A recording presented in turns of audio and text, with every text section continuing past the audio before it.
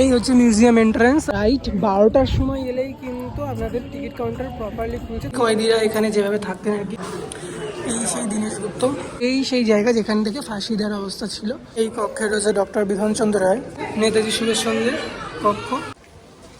ভারতের প্রথম প্রধানমন্ত্রী জওহরলাল নেহরুকে যে আজ আমি এইভাবে দেখবো সেটা আমি কখনো কল্পনাও করিনি। এই সমস্ত পিতলের বোমার খোল, কিংসফোর্ডকে যে বোমাটি পাঠানো হয়েছিল, বাজেয়াপ্ত অস্ত্রগুলোর মধ্যে এই যে এখানে রয়েছে একটি বুলেটের 8 টুকরো, 52টি কার্তুজ, গাড়ির ক্ষতিগ্রস্ত দরজা। সেলুলার জেলে যেভাবে আর কি সেই সময় বন্দিরা জীবনচর্যা করত, মানুষগুলোকে একদম সামনে থেকে দেখে মনে হচ্ছে ভয় পেয়ে যাওয়া হতো। জেলের মধ্যে যেভাবে শাস্তি দেওয়া হতো,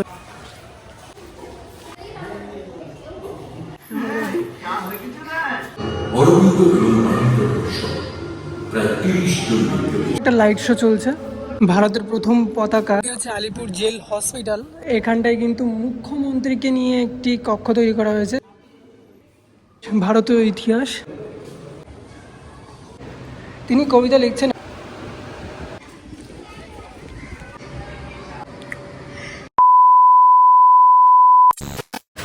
রাধা রাধা এভরিওয়ান, আমি এই মুহূর্তে রয়েছে রানাঘাট প্ল্যাটফর্মে। আর এই যে 6 নম্বর প্ল্যাটফর্ম থেকে 7টা বেজে 17 মিনিটে রানাঘাট লোকালটি ছেড়ে যাবে শিয়ালদার উদ্দেশ্যে। আর আমি এই ট্রেনটি করে এখন চলে যাবো শিয়ালদা। সো চলো শিয়ালদা গিয়ে বাকি কথা হচ্ছে। 79তম ইন্ডিপেন্ডেন্স ডে উপলক্ষে আজ আমি একদিনে ছুটি কাটাতে চলে আসলাম আলিপুর জেল মিউজিয়ামে। কিভাবে যাব এই মিউজিয়ামে, কত টাকা খরচ পড়বে, সম্পূর্ণ বিস্তারিত তথ্য জানতে এই ভিডিওটি সম্পূর্ণ শেষ পর্যন্ত দেখতে থাকুন। আশা করি বেশ ভালো লাগবে। আপনার সুবিধা মতন যে কোনো মেট্রো স্টেশন থেকে মাত্র 20 টাকার বিনিময়ে যতীন দাস পার্কের একটি টিকিট কেটে নেবেন। যতীন দাস পার্কে এসে এখানে টিকিট পাঞ্চ করে আপনারা চলে যেতে পারেন বাইরের দিকে। এদিকে এক্সিট গেট রয়েছে, চলুন বাইরের দিকে যাওয়া যাক। স্টেশনের বাইরে বেরিয়ে যে কাউকে জিজ্ঞেস করলেই আলিপুর মিউজিয়াম তো এরকম তেমাথার মোড় পাবে। এই মোড়ে এসে কিন্তু আপনারা বাস বা অটো পেয়ে যাবেন। মাত্র 10 মিনিটের হাঁটা পথে পৌঁছে যেতে পারেন, কিংবা ঠিক এই দিকটা করে এসে এইখানটায় করে অটো পেয়ে যাবেন আপনারা। মিউজিয়ামের সামনে রয়েছে বাস স্টপ, এখানে আপনারা বাসে করেও আসতে পারেন এবং অটো করে আসতে পারেন। অটো করে 10 টাকা ভাড়া নেবে। আর আমি এখন চলে এসেছি পুরোপুরি আলিপুর মিউজিয়ামের সামনে। আপনারা পার্সোনাল গাড়ি করেও আসতে পারেন, এখানে পার্কিং ব্যবস্থা রয়েছে, এখানে নিজস্ব গাড়ি। আর এই হচ্ছে আলিপুর মিউজিয়াম। আর এটা সম্পূর্ণটাই খোলে কিন্তু দুপুর 12টা থেকে। আর এখন ঘড়ির কাটায় বাজে 11:56। এখন আমি যাবো ভেতরের দিকে, চলো যাওয়া যাক। এই হচ্ছে মিউজিয়াম এন্ট্রান্স। আর এখন এই যে লাইন পড়েছে, এই লাইনে দাঁড়িয়ে পড়বো। আর লাইনে দাঁড়িয়ে কিন্তু টিকিট কেটে নেবো। এখানকার মাথা পিছু টিকিট মূল্য পড়বে 30 টাকা করে ভেতর প্রবেশের জন্য। এই হচ্ছে আলিপুর মিউজিয়ামের প্রবেশ পথ। আর প্রবেশ করেই আপনারা যদি এখানে কোনো অসুস্থ মানুষকে নিয়ে আসেন, তার জন্য হুইল চেয়ারের ব্যবস্থা রয়েছে এখানে ঢুকে। আর আরেকটি জিনিস, আলিপুর মিউজিয়ামের দৃষ্টি প্রতিবন্ধীদের জন্য কিন্তু সুযোগ সুবিধা সম্পর্কে তথ্য সংবলিত যে বেই বুকখানা কিন্তু পাওয়া যায়। টিকিট কাউন্টার ঠিক অপোজিটে রয়েছে সুভেনির শপ, ভেতরে গিয়ে আপনারা জিনিস কেনাকাটা করতে পারেন। দেয়ালে বেশ সুন্দর করে কিন্তু লিফলেট রয়েছে এইভাবে, ঠিক আছে। আর এই দিকটাই রয়েছে সত্যজিৎ রায়, তার এখানে রয়েছে একটি ব্যানার। আর এখানে কিন্তু ক্ষুদিরাম বোসের একটা ছবি দেখতে পাচ্ছি। আর এখান থেকে আমরা প্রবেশ করছি একেবারে মিউজিয়ামের মধ্যে। আলিপুর কেন্দ্রীয় সংশোধনাগার কলকাতায় প্রাণকেন্দ্রে অবস্থিত একটি জাতীয় ঐতিহাসিক নিদর্শন। রাইট 12টার সময় এলেই কিন্তু আপনাদের টিকিট কাউন্টার প্রপারলি খুলছে, তার আগে কিন্তু খুলবে না, আপনাদেরকে দাঁড়িয়ে থাকতে হবে। আর ভেতরে প্রবেশ করে কিন্তু এখানটায় রয়েছে বাঁ দিকটাই গার্ডেন, আর এই দিকটা করে মিউজিয়ামের অফিস। টিকিট কেটে এই বাঁ দিক ধরেই সবার প্রথমে চলে আসবেন এই দিকটায়, ঠিক আছে। এই সোজা কিন্তু দেখতে থাকবেন। তবে আমি আগে এই দিকটা থেকে একটু ঘুরে আসি, এখানে কি লেখা রয়েছে একটু দেখি। আচ্ছা, আমাদের যে একটা সুন্দর গান রয়েছে সারার ওই লৌহ কোপার, শুনতে পাচ্ছি ব্যাকগ্রাউন্ডে মিউজিক, তো এটাই কিন্তু ওখানে লেখা রয়েছে। সো এখন আমি এই দিক দিয়ে চলে যাবো সবার প্রথমে ভেতরের দিকে। এবার যেটা দেখতে পাচ্ছি যে এখান দিয়ে গেলে পরে ফাঁসির মঞ্চ, নেহরু কক্ষ, নেতাজি কক্ষ, তারপরে চিত্তরঞ্জন দাস কক্ষ, বিধানচন্দ্র রায় কক্ষ এবং যতীন্দ্রমোহন সেনগুপ্ত কক্ষ কিন্তু এই দিকটা করেই রয়েছে। চলুন একে একে এবার আমরা প্রবেশ করছি প্রত্যেকটা কক্ষে। সবার প্রথমে আমরা প্রবেশ করছি ফাঁসির মঞ্চ দিয়ে। এই যে এইখানে ঢুকলে কিন্তু প্রবেশ করলেই, আজ যেহেতু 15ই আগস্ট সেই জন্য কিন্তু চলে আসলাম এই মিউজিয়ামে। প্রবেশ করে চলে যাবো এখন নির্জন কক্ষে। কয়েদিরা এখানে যেভাবে থাকতেন আর কি, কয়েদিদের থাকার রুম, এখানেই টয়লেট দেখতে পাচ্ছেন। আর শোয়ার জন্য যে ব্যবস্থা সেই ব্যবস্থা ছিল এখানটা। স্কুল থেকে এসেছেন বেশ কিছু বাচ্চা সহ ম্যাডাম স্যাররা, খুব ভালো একটা জায়গায় ব্যবস্থা করেছেন নিয়ে আসে। এই সেই দীনেশ গুপ্ত, এই বাচ্চারা কিন্তু এখন জেলের মধ্যে রয়েছে। কোন স্কুল থেকে এসছো? ওদের দিদিমণি স্যাররা নিয়ে এসেছিলেন মেয়েদেরকে একদিনের জন্য ঘুরতে, বেশ সুন্দর করেছেন। আজ নিজেও ঘুরতে এলাম এবং আপনাদেরকেও সেই সঙ্গে ঘুরে দেখানোর জন্য চলে আসলাম আলিপুর মিউজিয়ামে। এই সেই জায়গা যেখান থেকে ফাঁসি দেওয়ার অবস্থা ছিল। আর দেখতে পাচ্ছ ওই জায়গাটা কিন্তু এখন ব্যারিকেড দিয়ে প্রপারলি ঘিরে দিয়েছে। আর ওই জায়গাটা করে দেখতে পাচ্ছি কয়েদিদেরকে মানে ফেলে দেওয়া হতো, সেটা কিন্তু এখন ঢেকে দেওয়া রয়েছে প্রপারলি। আর এই জায়গাটা কিন্তু ব্লক করে দেওয়া হয়েছে কাঁচ দিয়ে, আর ওখান দিয়ে কিন্তু লাশগুলোকে বের করা হতো।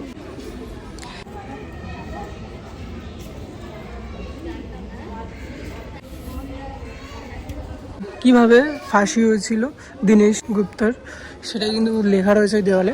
জেল থেকে বেরিয়ে এখন আমি যাচ্ছি এই কক্ষগুলোতে। সো চলো ভেতরের দিকে প্রবেশ করা যাক। 2019 সাল পর্যন্ত এটি একটি সংশোধনাগার হিসেবে কাজ করত, যখন বন্দীদের কলকাতার উপকণ্ঠে বারুইপুরে স্থানান্তরিত করা হয়েছিল। দেশের স্বাধীনতা সংগ্রামীদের উপর চালানো বর্বরতার নীরব সাক্ষী থেকে আলিপুর কেন্দ্রীয় সংশোধনাগারটি এখন ভারতের স্বাধীনতার জন্য লড়াই করা ব্যক্তিদের আত্মত্যাগের প্রতি শ্রদ্ধা জানাতে একটি স্মারক এবং জাদুঘরে রূপান্তরিত করা হয়েছে। এটা মেবি ক্ষুদিরাম বসুর রয়েছে এখানটায়, মুখ দেখে যেটা বোঝা যাচ্ছে অ্যাকচুয়ালি। ওহো, এই যে এখানে দেওয়ালেও লেখা রয়েছে এই জায়গাটায়। ভারতের অন্যতম স্বাধীনতা সংগ্রামী পশ্চিমবঙ্গের মুখ্যমন্ত্রী ডক্টর বিধানচন্দ্র রায়ের এই কক্ষে 5ই সেপ্টেম্বর থেকে 16ই জানুয়ারি পর্যন্ত ছিলেন এখানে। এই কক্ষে রয়েছে ডক্টর বিধানচন্দ্র রায়, তখনকার দিনের পশ্চিমবঙ্গের দ্বিতীয় মুখ্যমন্ত্রী ছিলেন। সিঁড়ি দিয়ে প্রবেশের পর দ্বিতীয় কক্ষে রয়েছে নেতাজি সুভাষচন্দ্রের কক্ষ, যাকে এখানে আটকে রাখা হয়েছিল। এটি হচ্ছে যতীন্দ্র মোহন সেনগুপ্তের কক্ষ, যে কক্ষে তাকে আটকে রাখা হয়েছিল।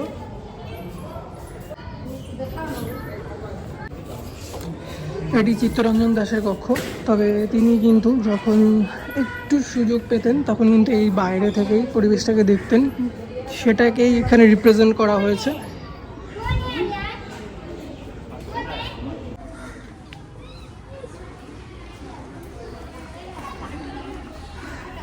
এখান থেকে বেরিয়ে যাব আমি দুপুর 12:30টার সময়। আমার এই কক্ষগুলো ঘোরা কমপ্লিট হলো, আর এখন যাবো এই দিকটায়। প্রথমে এই দিক থেকে এসেছিলাম, এসে এই দিক দিয়ে গেছিলাম, আর এখন যাবো এই দিকটা করে। এই দিক থেকে এখন দেখবো যে এদিকে কি কি রয়েছে দেখার মতন এই জেলে।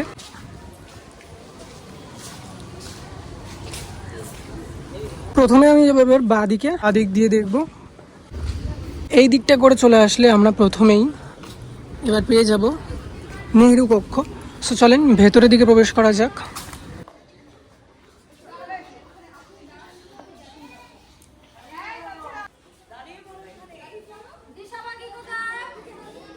ভারতের প্রথম প্রধানমন্ত্রী জওহরলাল নেহেরু। নেহেরু কক্ষটা সম্পূর্ণ আমার ঘোরা কমপ্লিট হয়ে গেছে। এবার আমি যাব এইদিকে। এটা হচ্ছে লাইব্রেরি এবং সেমিনারি কক্ষ। চলো একটু ভেতরে প্রবেশ করে দেখা যায় কি কি রয়েছে। আর গোটা একটা দিন ঘুরতে চাইলে সব পরিবারে চলে আসবেন এই আলিপুর মিউজিয়ামে, বেশ ভালো লাগবে, বেশ ভালো লাগবে। এই কক্ষটি সম্পূর্ণটাই কিন্তু সত্যজিৎ রায়কে নিয়ে করা হয়েছে। সময়ে যে সমস্ত ছবিগুলো রিলিজ করে গেছেন সেই সমস্ত ছবি কিন্তু এই মিউজিয়ামে সংগ্রহ করে রাখা হয়েছে তার চিত্রের মাধ্যম দিয়ে। ট্যাক্সির মধ্যে বসেও যে উনি ওইভাবে ভিডিও ক্যামেরা করতেন সেই সময়, সেটা এখানে না আসলে হয়তো জানতেই পারতাম না। হ্যাঁ, আমাদের ফটোগ্রাফারদের কিন্তু এরকমভাবে ফটোগ্রাফি বা ভিডিওগ্রাফি করতে হয় সেটা জানা ছিল। সেই মানুষটাকে সেইভাবে দেখা একটা অন্য রকমের। গোপীগাইন বাঘাবাইন এর মধ্যে সত্যজিৎ রায়ের যে ডকুমেন্টারি বিভিন্ন, সেগুলোই কিন্তু এর মধ্যে সাজানো গোছানো রয়েছে। এদিকটায় দ্বীপান্তরের বন্দি জীবন রয়েছে, আরও রয়েছে বিভিন্ন কক্ষ, সেগুলোকে ঘুরে দেখব।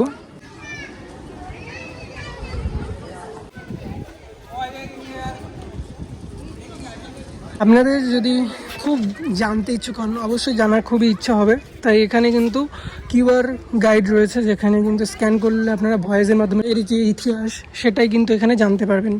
এটি হচ্ছে জেনারেল সেল, ছিল সেই সময় একদম নর্মাল মানুষদের জন্য। সেই কক্ষগুলো কিন্তু এখানে রয়েছে, তেমন কিছু নেই এখানটায়, তবে আপনারা চাইলে আসতেই পারেন, এই জায়গাটা একবার পরিদর্শন করে যেতে পারেন। এটা হচ্ছে পুলিশ মিউজিয়াম। সো চলো ভেতরের দিকে যাওয়া যাক। সিঁড়ি দিয়ে উঠেই সর্বপ্রথমে এই কক্ষে চলে আসলাম। তো কক্ষের মধ্যে বিভিন্ন রাইফেল, পিতলের বোমের যে খোল, সেগুলো কিন্তু এখানে সাজানো গোছানো রয়েছে। বিভিন্ন রকম যে বন্দুক তারা ইউজ করতেন, বা যে সমস্ত পিতলের বোমার খোল সেই সময়কার, সেগুলো কিন্তু এখানে সাজানো গোছানো রয়েছে। ইভেন এখানে মানিকতলা ষড়যন্ত্রকারীদের দ্বারা ডিএইচ কিংসফোর্ডকে যে বোমাটি পাঠানো হয়েছিল সেটি হচ্ছে এইটি। এই রুমে রয়েছে ঢাকা ষড়যন্ত্রের মামলা। সো চলো সেই মামলায় যে যে জিনিসগুলো ব্যবহার করা হয়েছিল সেগুলো এখানে পরপর সাজানো রয়েছে।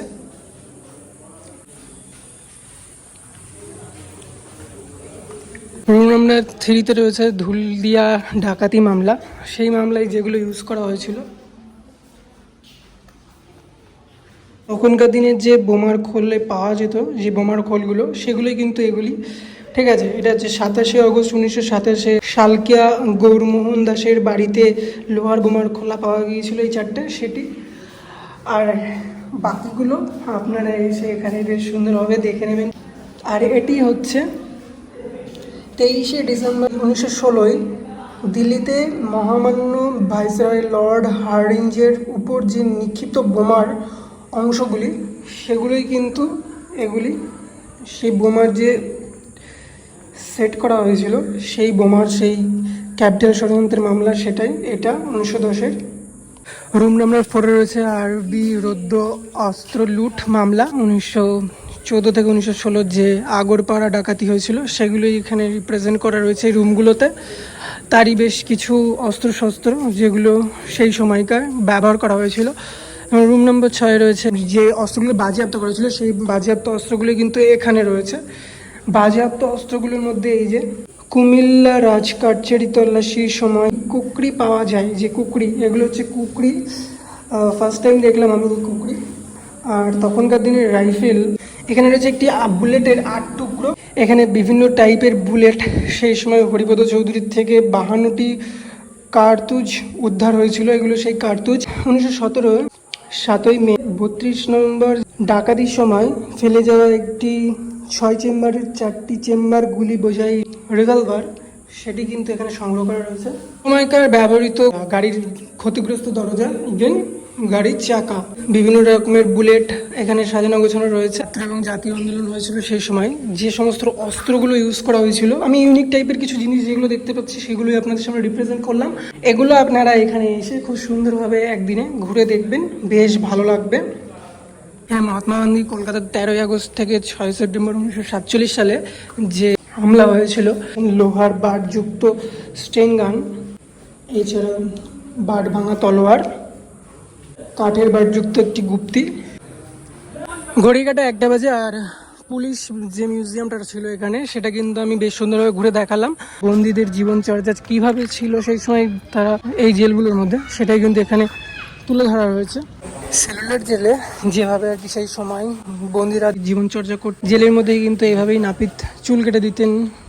কেউ কেউ আর যখন তাদের আর ভালো লাগতো না, জানলার কাছে সেভাবেই দাঁড়িয়ে থাকতেন। মানুষগুলোকে একদম সামনে থেকে দেখে মনে হচ্ছে ভয় পেয়ে যাবো।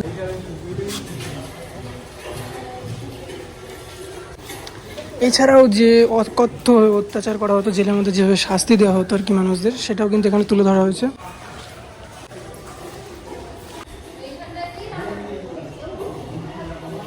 এটা আবার একটু সাউন্ড সিস্টেম করা রয়েছে। কাপড় কাচছে,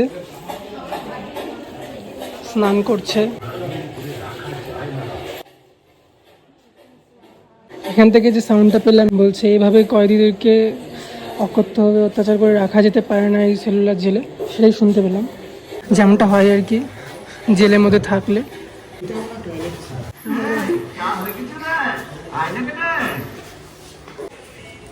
আজ এসেছিলাম নিজের মনোরঞ্জনের জন্য, নিজেকে একটু সময় দিতে চলে এসেছিলাম এই আলিপুর মিউজিয়ামে। আর এখানে এসে সেলুলার জেল ঘুরে আমার বেশ ভালো লাগলো। আর এখানে বিশেষ করে এইটাই লাইট সহ ভয়েস যেটা রয়েছে প্রপারলি শোনা যাচ্ছে।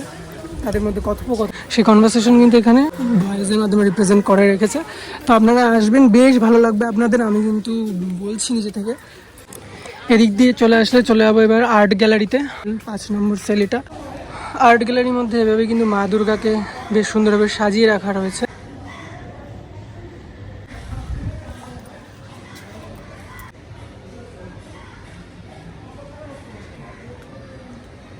সেই সময়কার ইউজ করা যে কয়েন সাজিয়ে রাখা রয়েছে। এই রাস্তা দিয়ে হেঁটে এলে এইখান দিয়ে আপনারা এর ভেতরে প্রবেশ করতে পারেন। সো চলুন আগে আমি এদিক থেকে একবার ঘুরে আসি। এই কক্ষের মধ্যে এইভাবেই কিন্তু বেশ কিছু তথ্য সেই সময়কার তুলে ধরা হয়েছে।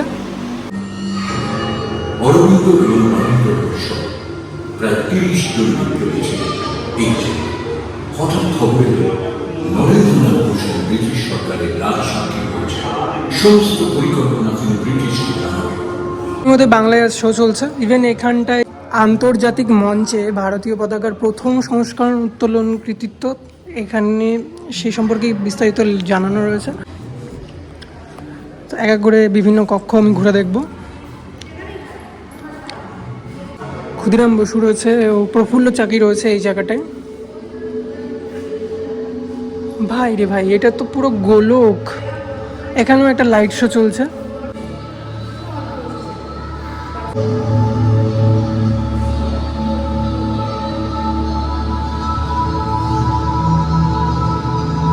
ভারতের প্রথম পতাকা দেখতে পাচ্ছেন, সুতোই চরকাকাটা যে পতাকা, সেটা কিন্তু এখানটাই রয়েছে। এর মধ্যে কি কি রয়েছে সংক্ষিপ্ত আপনাদের সামনে রিপ্রেজেন্ট করলাম। এবার আমি চলে যাবো এইদিকে। চলো ভেতরের দিকে যাওয়া যাক। এটা হচ্ছে আলিপুর জেল হসপিটাল। এইটা এখন এর ভেতরে আমি প্রবেশ করব। এই কক্ষটা জুড়েই রয়েছে সম্পূর্ণটাই অ্যাওয়ার্ড। এই রুমটাতে এলে পরে এখানটায় কিন্তু মুখ্যমন্ত্রীকে নিয়ে একটি কক্ষ তৈরি করা হয়েছে, যেটা এই জায়গাটায় বিভিন্ন টাইপের তার লেখা বই পত্র দেখতে পাচ্ছেন। সবুজ সাথী প্রকল্প, তারপর বেশ কয়েকদিন আগে যে ওয়াটার মেট্রো চালু হয়েছে সেই ওয়াটার মেট্রো, ইভেন আমাদের রাজ্যে যখন শাহরুখ খান আসেন, সব কিছুকে এখানে বেশ সুন্দরভাবে রিপ্রেজেন্ট করা রয়েছে। এই কক্ষের মধ্যে রয়েছে বিভিন্ন মুনি ঋষিদের নিয়ে বেশ কিছু তাদের লেখা এই রুমটার মধ্যে সাজিয়ে রাখা রয়েছে, যেটা আপনারা এই জায়গাটায় আসলে বুঝতে পারবেন।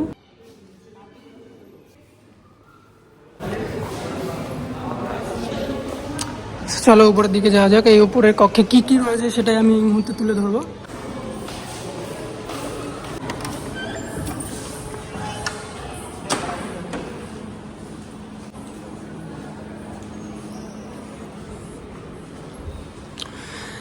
টাকার বিনিময়ে বিভিন্ন জায়গা, মিউজিয়ামের বিভিন্ন কক্ষ, মিউজিয়ামটা সমস্তটা কিন্তু আপনারা সারাদিন ধরে ঘুরে দেখতে পারেন। কিন্তু বেশ সুন্দর সুন্দরভাবে রিপ্রেজেন্ট করা রয়েছে আমাদের ভারতীয় ইতিহাস।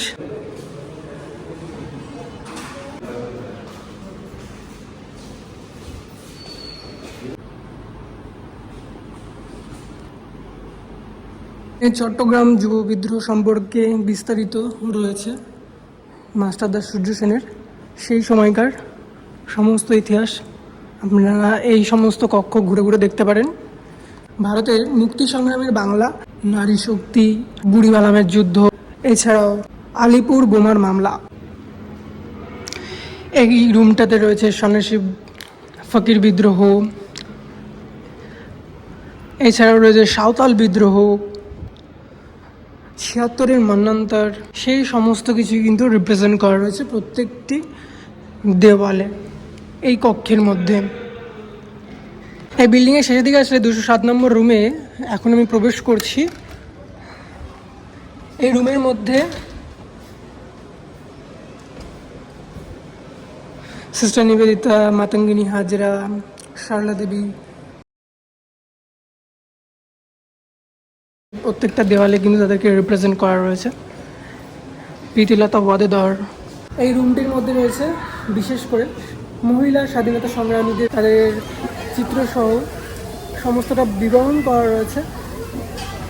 বেশ ভালো লাগলো আমার আজকে এই দিনটা ঘুরে সম্পূর্ণটা। আরও বেশ কিছু কক্ষ রয়েছে যেগুলো ঘুরে দেখাবো। কন্টিনিউ দেখতে থাকুন, আশা করি বেশ ভালো লাগবে। এই কক্ষের মধ্যে বিস্তারিত রয়েছে presidency jail Kolkata, Alipur central jail, Medinipur central jail, বিভিন্ন জেল সম্পর্কে এখানে বিস্তারিত তথ্য দেওয়া রয়েছে। আপনারা আসলে এই কক্ষটি বেশ সুন্দরভাবে ঘুরে দেখতে পারেন, আশা করি বেশ ভালো লাগবে।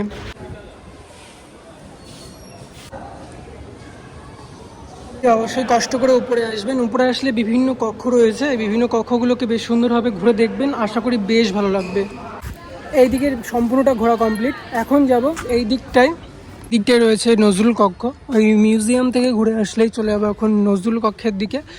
চলেন ভেতরের দিকে প্রবেশ করা যাক আর দেখা যাক এখানে কি কি রয়েছে। এই বারান্দাটা কিন্তু ওই দিকটা যাওয়া নিষেধ, এই দিকটা করে এলে উপরে এখন যাওয়াটা প্রপারলি বন্ধ করে দিয়েছে। এই হচ্ছে নজরুল কক্ষ। নজরুল কক্ষে ঢুকেই বেশ আপনারা ঠান্ডা পরিবেশ পেয়ে যাবেন, কারণ এসি চলছে প্রত্যেকটা রুমে। আর প্রত্যেক দিন এখানকার বাগানেরই ফুল, গাছের ফুল এখানে তার সামনে রাখা হয়। এটা নিশ্চয়ই বর্তমানে কারোর হাতে লেখা হবে। নারী সম্পর্কে কাজী নজরুল ইসলাম কিছু লিখে রেখেছেন এখানটায়। তিনি কবিতা লিখছেন আর আমি বিরক্ত করছি, তাই বেশিক্ষণ আর বিরক্ত করবো না। তারই বেশ কিছু বই সংগ্রহ করা রয়েছে।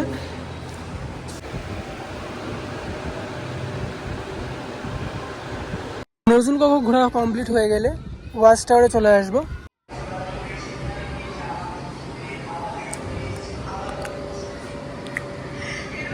প্রবেশের পর যেটা দেখতে পাচ্ছি, এখানে যে সমস্ত জেলের কয়েদিরা রয়েছে তারা কিন্তু কেউ নারকেল ছুঁলছে, কেউ ঘানি ভাঙছে, কি ভাঙছে জানি না, তবে তাদের ড্রেসও ওখানে রয়েছে। আর এখানে বেশ কিছু কয়েদিদের দেখতে পাচ্ছ হাতে কিন্তু কড়া পরিয়ে রেখে দেওয়া হয়েছে, গলায় বেদি, হাতে কড়া বেশ শক্তপোক্তভাবে বেঁধে রাখা হয়েছে, মানে তখনকার দিনে যেভাবে রাখা হতো সেটা আর কি এইভাবে ফুটিয়ে তোলা হয়েছে। ওয়াচ টাওয়ার থেকে একটুখানি এগিয়ে এলেই কিন্তু এই জায়গাটায় রয়েছে টয়লেট বা ওয়াশরুম। এছাড়াও এই জায়গাটায় রয়েছে সেলফি জোন, যেখানে আসলে আপনারা কিন্তু দেখতে পাবেন যে সমস্ত জেলের কয়েদিরা ছিল তারা কিন্তু এই যে চরকায় সুতো কাটছে, যেটা এখানে রিপ্রেজেন্ট করা রয়েছে। ওয়াশরুম রয়েছে, ওয়াশরুমটা খুবই পরিষ্কার পরিচ্ছন্ন এখানকার। বন্ধুরা, তবে কিন্তু আজকে সারা দিনটা আমি আপনাদের সামনে রিপ্রেজেন্ট করলাম যে এই সেলুলার জেল বা আলিপুর মিউজিয়াম। আর আমার ঘুরে বেশ ভালো লেগেছে, আপনাদের কেমন লাগলো অবশ্যই কমেন্টে জানান। ওই দিকের বিল্ডিং থেকে যেটা দেখতে পেয়েছিলাম যে এই জায়গাটা করে বেশ কিছু ফুড কোর্ট রয়েছে, এই দিক দিয়ে সোজা চলে গেলে আপনারা চাইলে এখানে ফুড কোর্ট থেকে খাবার কিনে খেতে পারেন। বন্ধুরা, এই ছিল আজকের ভিডিওটা যদি একটু ভালো লেগে থাকে তাহলে অবশ্যই like, share, comment and subscribe করে পাশে থাকবেন। দেখা হচ্ছে নেক্সট ভিডিওতে। সুস্থ থাকবেন, ভালো থাকবেন, রাধে রাধে।